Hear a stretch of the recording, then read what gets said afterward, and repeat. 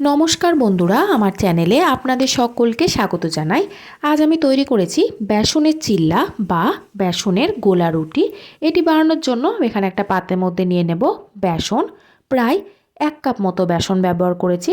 সাথে নিয়ে নেব হাফ কাপ আটা, একই সাথে নিয়ে নেব 2 চামচ চালের গুঁড়ি, সাথেই দিয়ে দেব একটা বড় সাইজের গাজর গ্রেট করে নিয়েছি, সেটাও দিয়ে দেব পুরোটাই।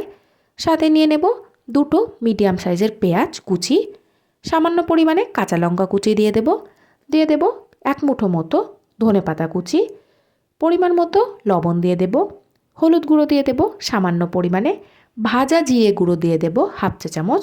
এরপরে অল্প অল্প জল দিয়ে ব্যাটারটা গুলে নিতে হবে। জলের পরিমাণটা অবশ্যই আপনারা নিজেদের আন্দাজ মতনই ব্যবহার করবেন।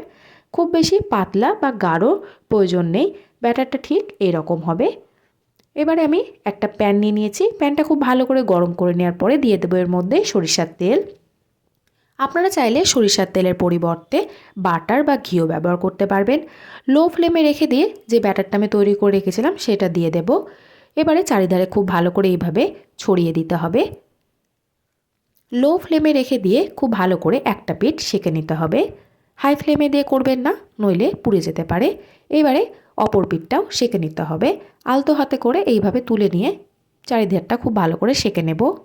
খুব সহজেই দেখুন বেসনের চিল্লা একদম তৈরি। আপনারাও চাইলে এইভাবেই তৈরি করে ফেলতে পারবেন।